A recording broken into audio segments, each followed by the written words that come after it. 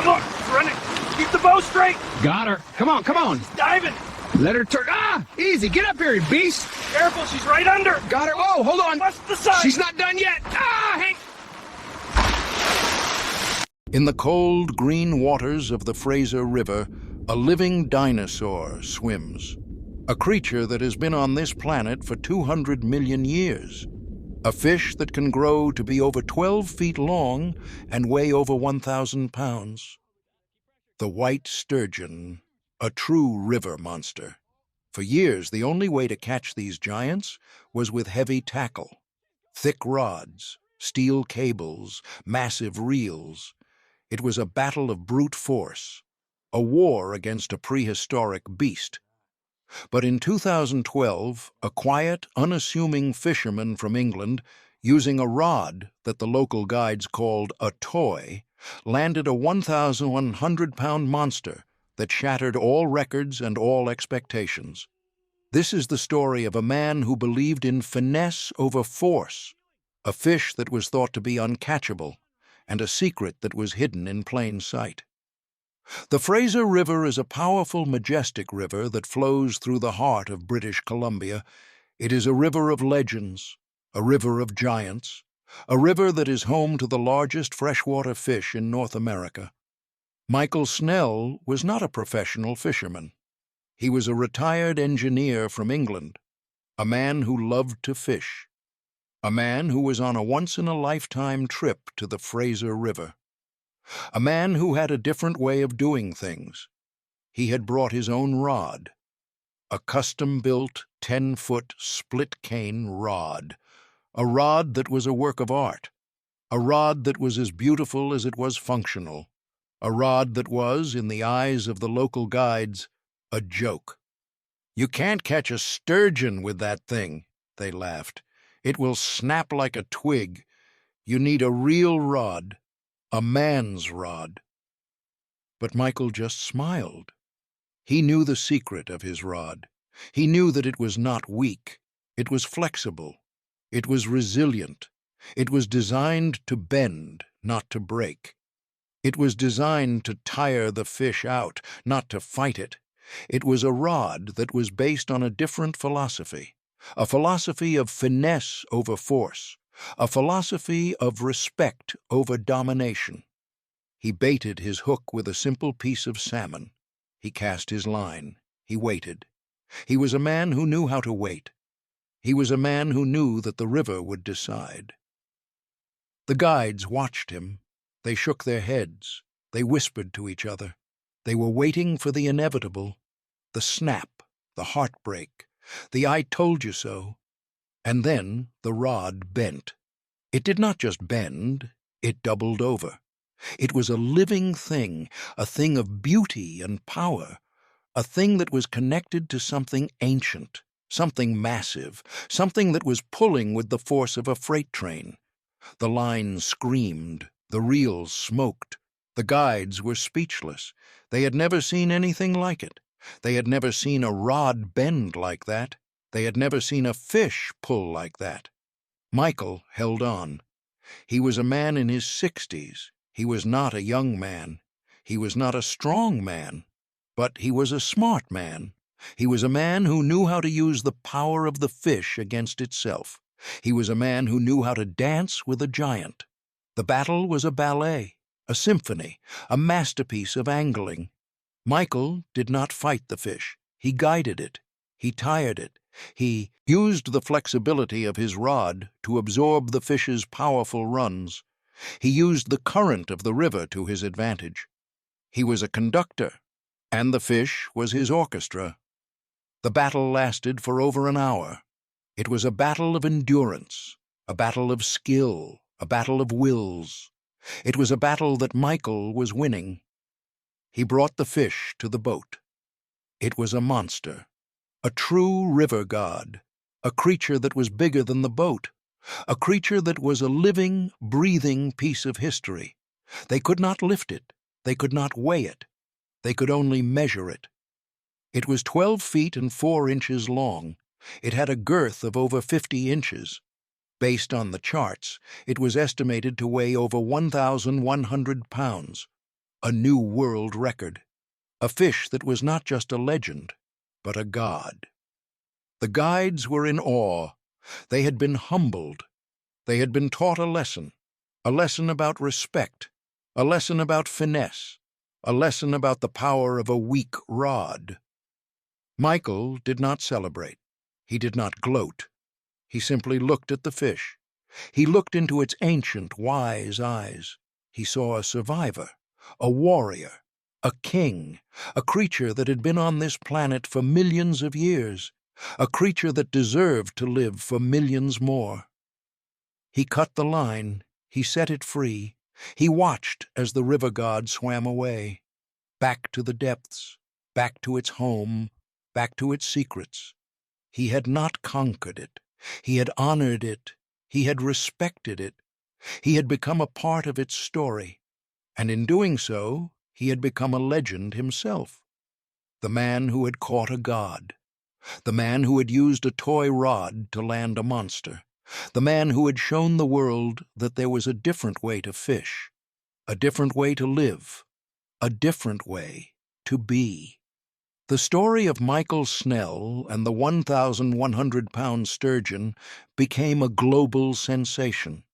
It was a story that was told and retold, a story that was passed down from generation to generation, a story that changed the way people thought about fishing, about nature, about themselves.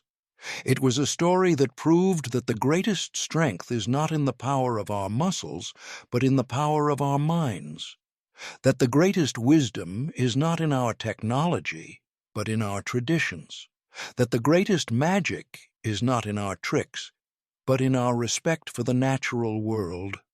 The Fraser River is still a river of giants, a river of legends, a river of magic, and it is still home to the river gods, the ancient, wise, powerful creatures that have been swimming in its waters since the dawn of time.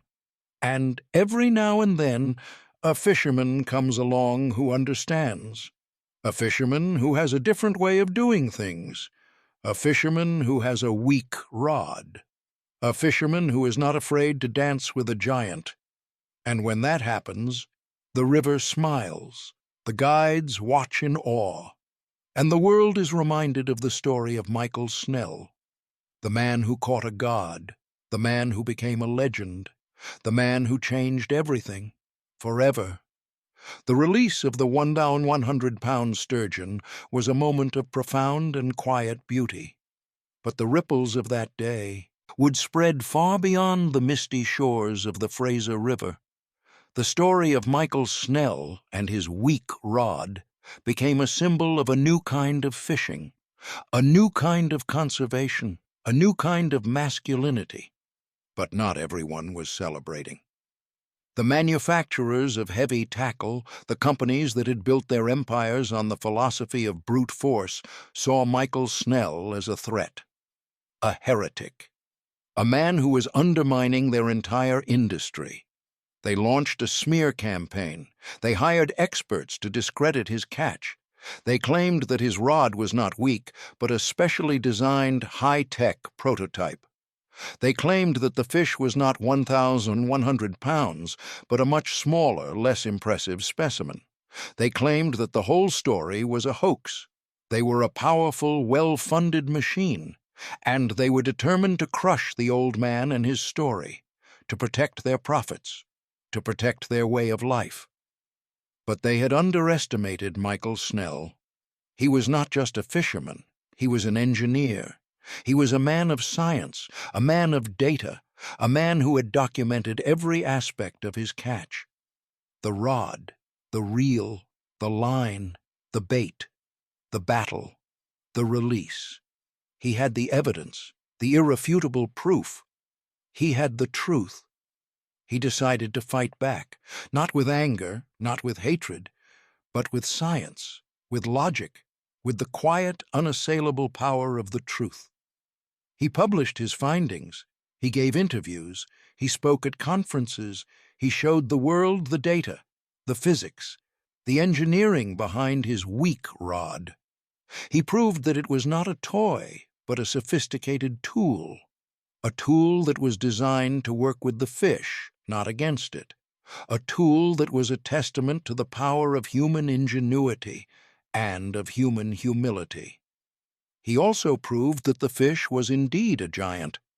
He used the measurements, the girth, the length, to create a 3D model of the fish. He used the model to calculate its weight. The number was undeniable: 1,100 pounds.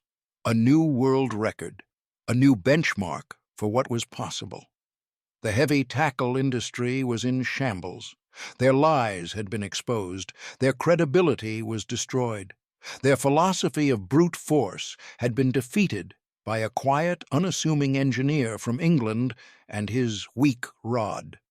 But the story was not over. The industry, in its desperation, decided to play its last card, a card that was as dirty as it was desperate.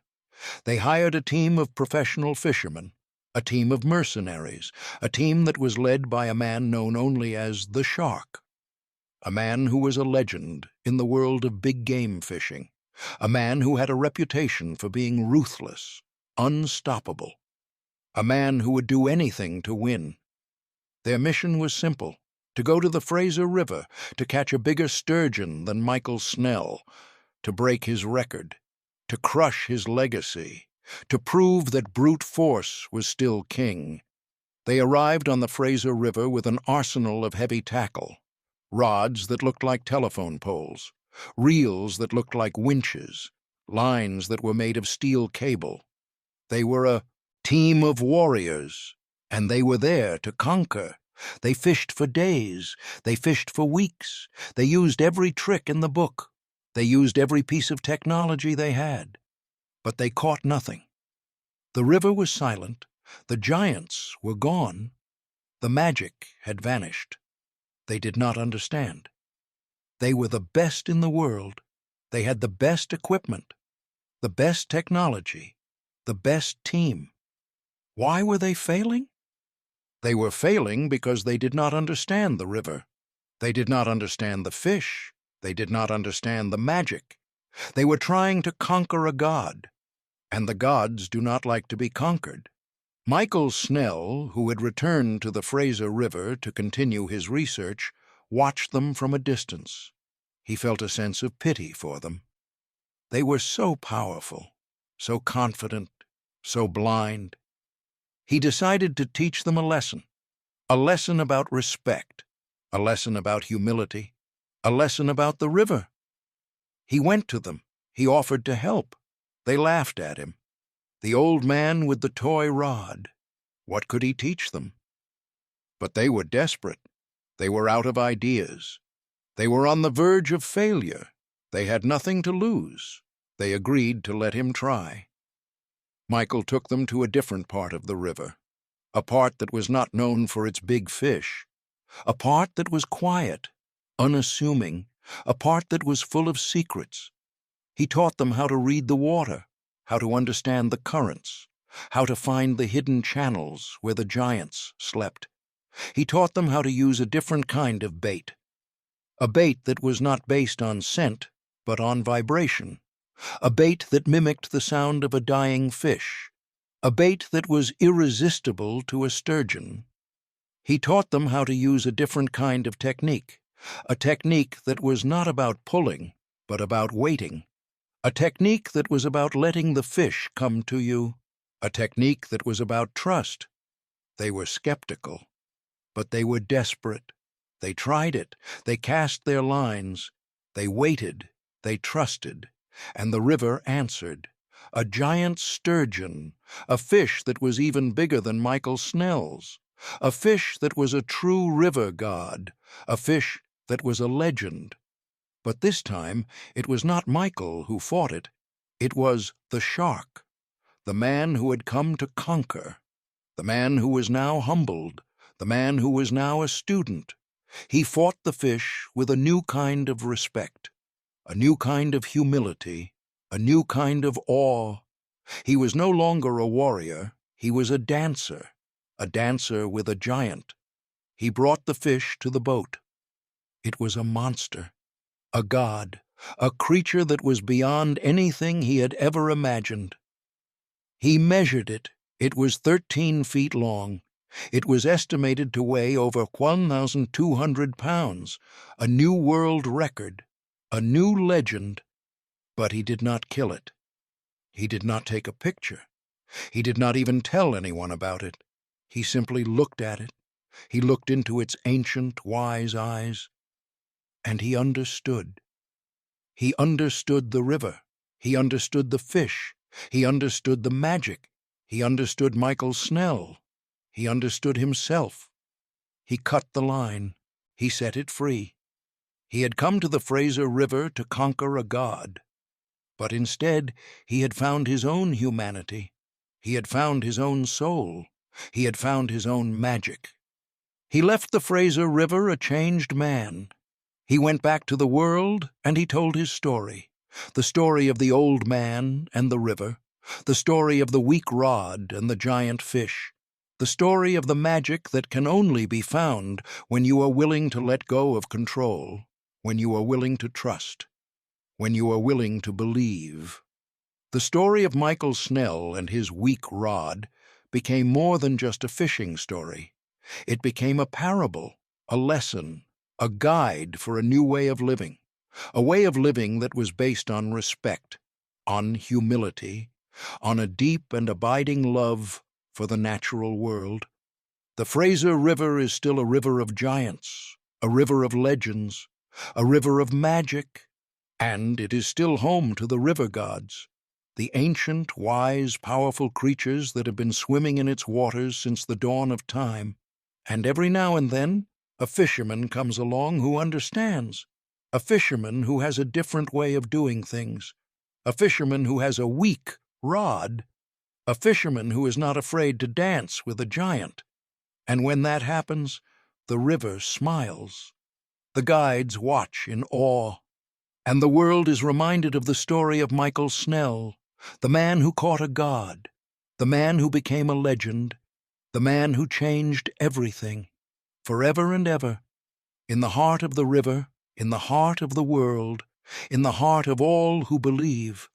The magic is real, the hope is alive, and the story continues. Forever. 20 years passed, Michael Snell was gone, but his legend was more powerful than ever. The Fraser River had become a global destination for anglers who wanted to test their skills against the river gods. But it was a different kind of angler now, an angler who came not to conquer, but to learn, not to dominate, but to dance. The heavy tackle industry had been forced to adapt. They still sold their big, powerful rods, but they also sold a new line of products, a line of products that was inspired by Michael Snell, a line of products that was based on finesse, on flexibility, on respect.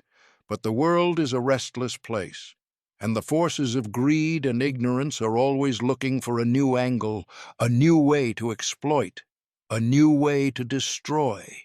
A new threat emerged on the Fraser River, a threat that was far more dangerous than any fishing company, a threat that was silent, invisible, a threat that was killing the giants from within.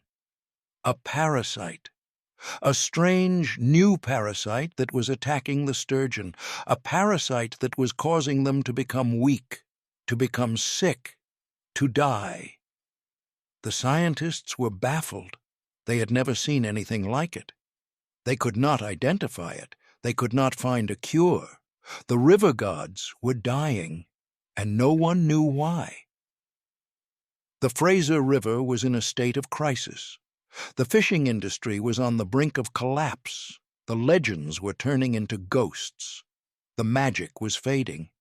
A young, brilliant biologist named Dr. Aris Thorne was assigned to the case.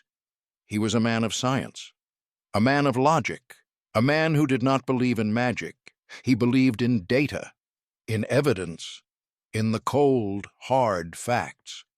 He came to the Fraser River with a team of experts, a team of scientists, a team of specialists. They had the best equipment, the best technology, the best minds in the world. They were determined to solve the mystery, to save the sturgeon, to conquer the parasite. They worked for months. They took samples. They ran tests. They analyzed the data. But they found nothing. The parasite was a ghost, a phantom, a puzzle that could not be solved. Dr. Thorne was frustrated. He was a man who was used to winning, a man who was used to being the smartest person in the room. But he was failing. The river was defeating him. The magic was mocking him. One day, in his frustration, he went to a local bar, a place where the old-timers, the guides, the fishermen gathered to tell their stories, to share their wisdom, to drink their beer. He sat in a corner. He listened. He heard the stories of Michael Snell, the stories of the weak rod, the stories of the river gods, the stories of the magic. He scoffed. Magic, superstition, the ramblings of old men. But then he heard something that caught his attention, a story about a native tribe. A tribe that had lived on the Fraser River for thousands of years, a tribe that had a special relationship with the sturgeon, a tribe that had a secret medicine, a medicine that was made from a rare sacred plant that grew only in the highest peaks of the surrounding mountains, a medicine that could cure any disease, a medicine that could even bring the dead back to life. Dr. Thorne was intrigued. It was a long shot, a crazy idea. But he was desperate. He had nothing to lose. He found the tribe. He went to their village. He met with their shaman, an old, wise woman with eyes that had seen 1,000 years. He told her about the parasite, about the dying sturgeon, about his failure. The shaman listened. She smiled. She knew the secret. She knew the cure. It was not a medicine. It was a ritual, a ceremony, a dance that was designed to restore the balance, to heal the river, to appease the gods. Dr. Thorne was skeptical. A dance? A ritual? This was not science. This was a joke. But the shaman was not joking. She was serious, deadly serious. "The river is angry," she said. "You have taken too much. You have disrespected the gods. You have broken the balance. The parasite is not a disease. It is a warning, a message, a punishment." Dr. Thorne did not believe her, but he was desperate. He agreed to participate in the ritual. He had to do something, anything. The ritual was a strange, beautiful, terrifying thing. It involved chanting, drumming, dancing, and a sacrifice of the most valuable thing a person could give, a sacrifice of the ego. Dr. Thorne, the man of science, the man of logic, the man who believed only in what he could see and touch and measure, had to let go. He had to surrender. He had to trust. He had to believe. He danced. He chanted. He prayed. He gave himself to the river, to the gods, to the magic. And the river answered, a vision, a dream. He saw the parasite. He saw its weakness. He saw its Achilles heel. The parasite was not a parasite. It was a fungus that was sensitive to a specific frequency, a specific vibration, a specific sound. Dr. Thorne woke up. He knew what he had to do. He had to create a sound that would kill the fungus, a sound that would save the sturgeon. He went back to his lab. He worked for days. He worked for nights. He created a device that could generate the sound, the frequency, the vibration. He took the device to the river. He turned it on. The sound was a low, deep hum, a sound that was almost imperceptible to the human ear. But to the fungus, it was a death knell. The fungus died. The sturgeon recovered. The river was saved. The magic was restored. Dr. Thorne was a hero. But he was a different kind of hero now. He was a hero who had learned to listen, to trust, to believe. He was a hero who had learned that the greatest wisdom is not in our minds, but in our hearts. That the greatest power is not in our technology, but in our humility. That the greatest magic is not in our tricks, but in our connection to the natural world. He stayed on the Fraser River. He worked with the native tribe.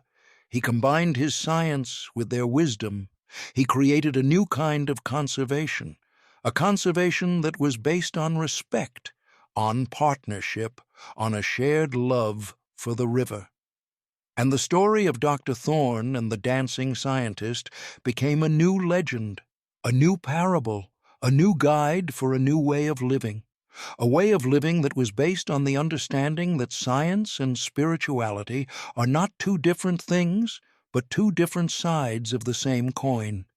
The coin of truth, the coin of wisdom, the coin of magic.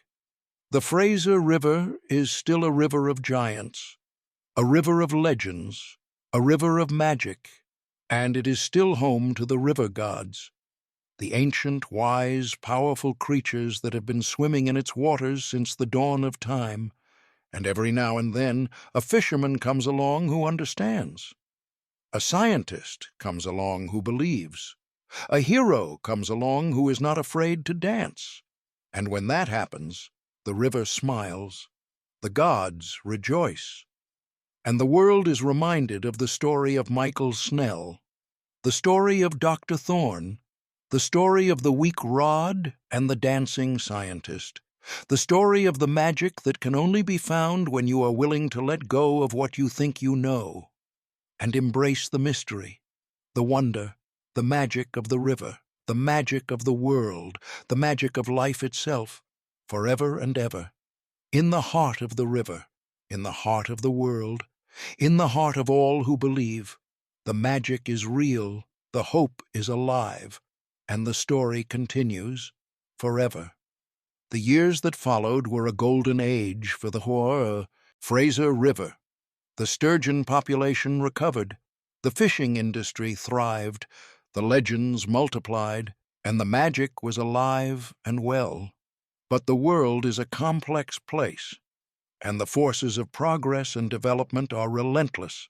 They do not stop. They do not rest. They just keep coming. A new threat emerged, a threat that was far more powerful than any parasite, a threat that was far more dangerous than any fishing company, a threat that came in the form of a dam, a massive hydroelectric dam, a dam that was designed to bring power to millions of people, a dam that was designed to bring prosperity to the region, a dam that was designed to be a symbol of human achievement.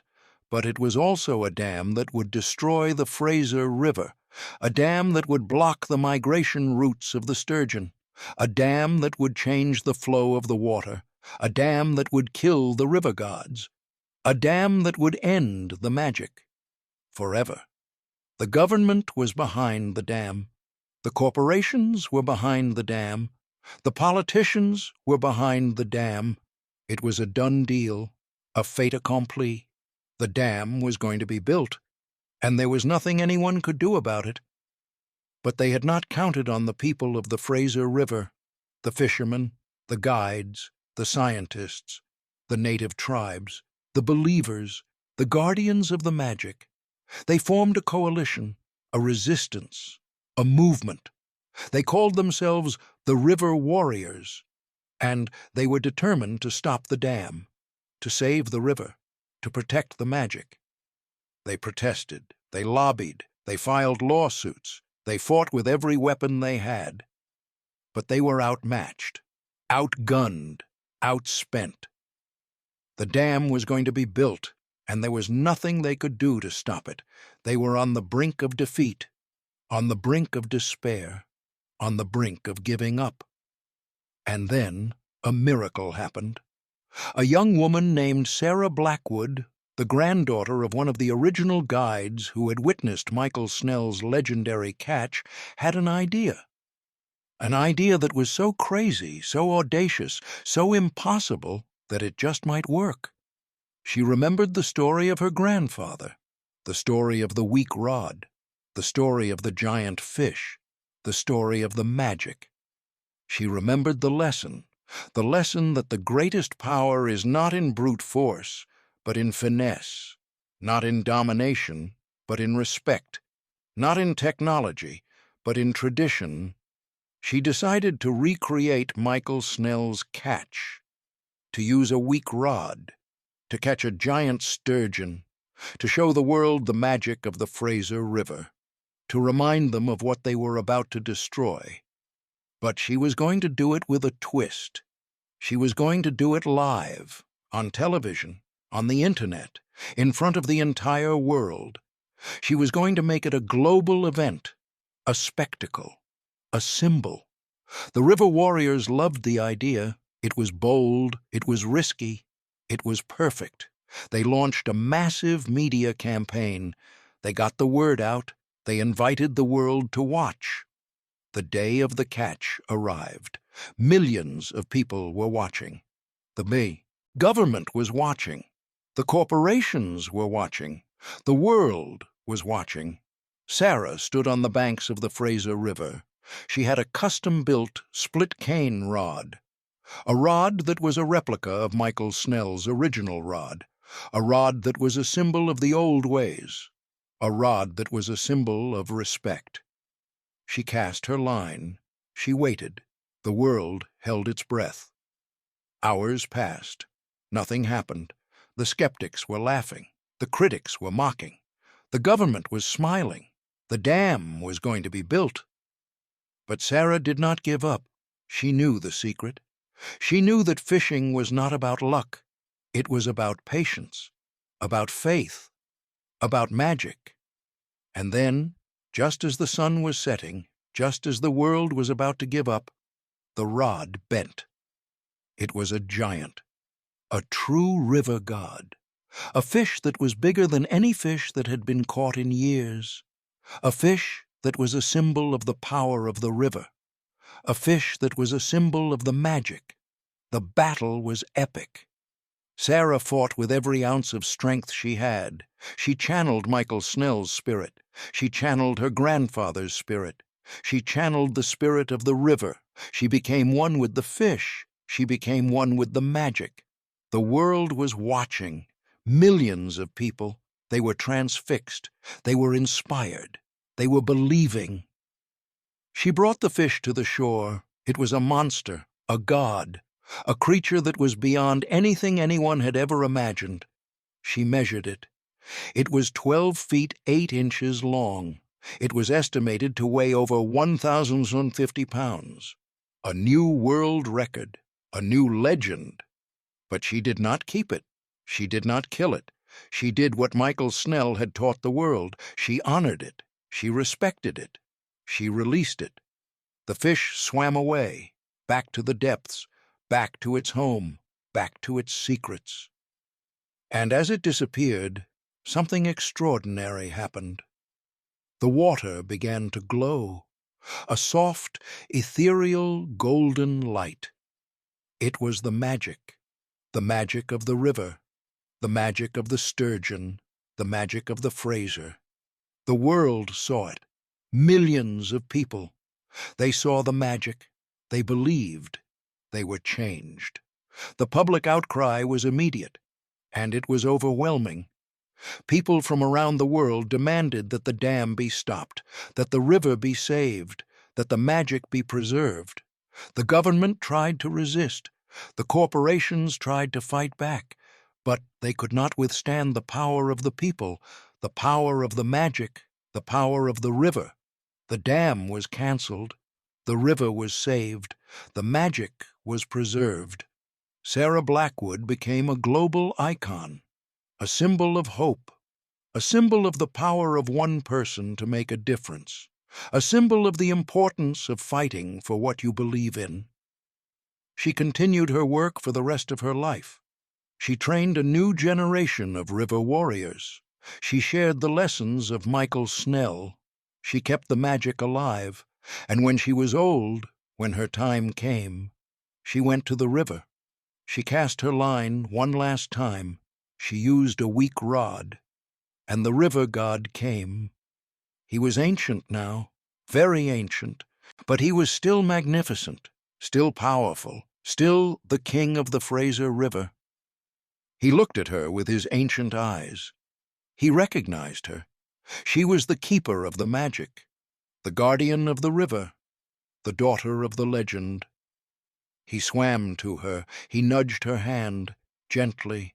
It was a thank you, a goodbye, a promise, and then he was gone. Disappeared into the golden light of the river. The magic was complete. The circle was closed. The story was finished. But it was also just beginning, because the magic is eternal. The river is eternal. And the story of the weak rod, the story of Michael Snell, the story of Sarah Blackwood, the story of the river warriors, will live on forever. In the heart of the Fraser, in the heart of the world, in the heart of all who believe. The river is calling. The gods are waiting. The magic is alive. And the weak rod is not weak. It is the strongest thing in the world, because it is built on respect, on humility, on love, on magic. The story continues. The legend lives on, and the world will never be the same, thanks to a weak rod, an old man, a young woman, and a 1,100-pound fish that changed everything. Forever and ever.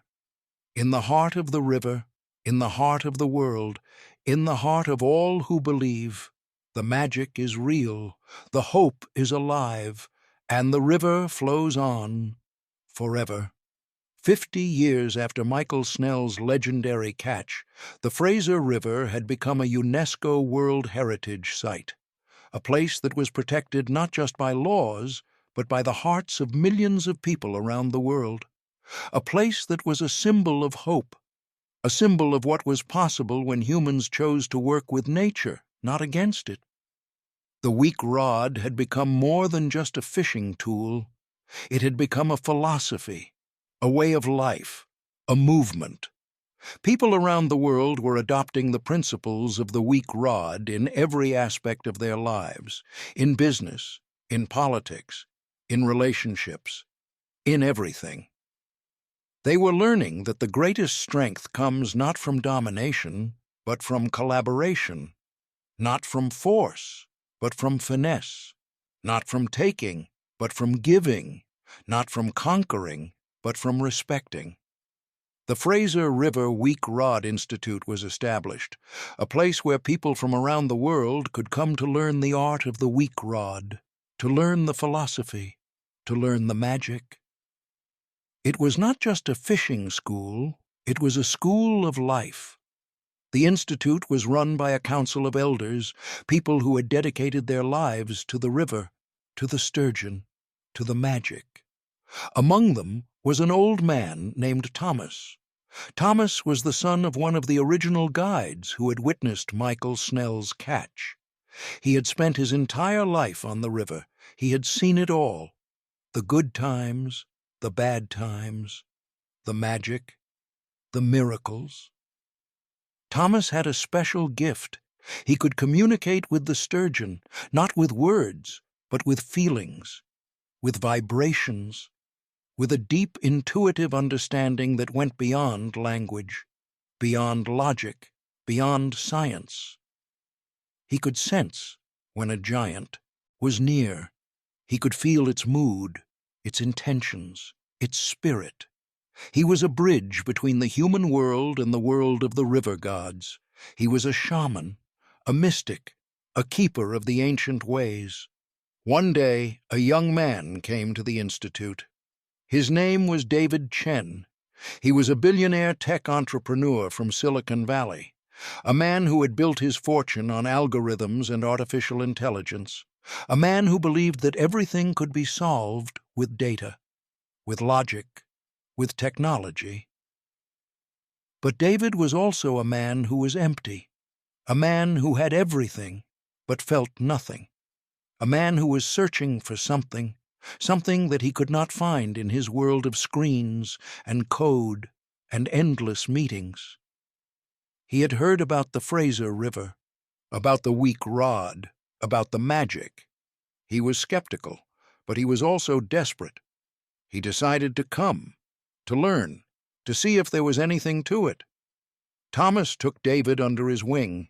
He taught him the basics: how to cast, how to read the water, how to tie a knot. But he also taught him something deeper, something that could not be taught with words, something that could only be learned with the heart. He taught him how to listen, how to feel, how to connect. He taught him that the river was not just water. It was a living, breathing entity, a consciousness, a spirit. He taught him that the sturgeon were not just fish. They were gods, teachers, guides. David was resistant at first. This was not his world. This was not his language. This was not his way. But slowly, gradually, something began to shift. Something began to open. Something began to awaken. He spent weeks on the river, fishing, waiting, learning. He caught nothing, but he was learning. He was changing. He was becoming. And then, one day, it happened. The rod bent, a giant, a true river god, a fish that was bigger than anything David had ever imagined. The battle was not what he expected. It was not a fight. It was a dance, a conversation, a communion. He was not trying to conquer the fish. He was trying to understand it, to honor it, to become one with it. He brought the fish to the shore. It was magnificent, a creature of pure power and ancient wisdom. He looked into its eyes, and he saw himself. He saw his emptiness, his loneliness, his disconnection. But he also saw something else. He saw hope. He saw possibility. He saw magic. He released the fish, and as it swam away, he felt something that he had never felt before. He felt whole. He felt connected. He felt alive. He stayed on the Fraser River. He gave away his fortune. He dedicated his life to the Institute, to the river, to the magic. He became a teacher, a guide, a keeper of the weak rod, and his story became another chapter in the legend. The legend of the Fraser River, the legend of the weak rod, the legend of the magic that can transform a life, that can heal a soul, that can change the world. The Fraser River is still a river of giants, a river of legends, a river of magic, and it is still home to the river gods, the ancient, wise, powerful creatures that have been swimming in its waters since the dawn of time, and every now and then a person comes along who is ready, a person who is open, a person who is willing to let go of what they think they know and embrace the mystery, the wonder, the magic. And when that happens, the river smiles, the gods rejoice, and the world is reminded of the story of Michael Snell, the story of Sarah Blackwood, the story of David Chen, the story of all the people who have been touched by the magic of the weak rod, the story of a different way of being, a different way of living, a different way of loving, a way that is based on respect, on humility, on connection, on magic. The river is calling, the gods are waiting, the weak rod is ready, and the magic is alive. Forever and ever, in the heart of the river, in the heart of the world, in the heart of all who believe. The story continues, the legend lives on, and the world will never be the same, thanks to a weak rod, an old man, and a 100-pound fish that changed everything, forever.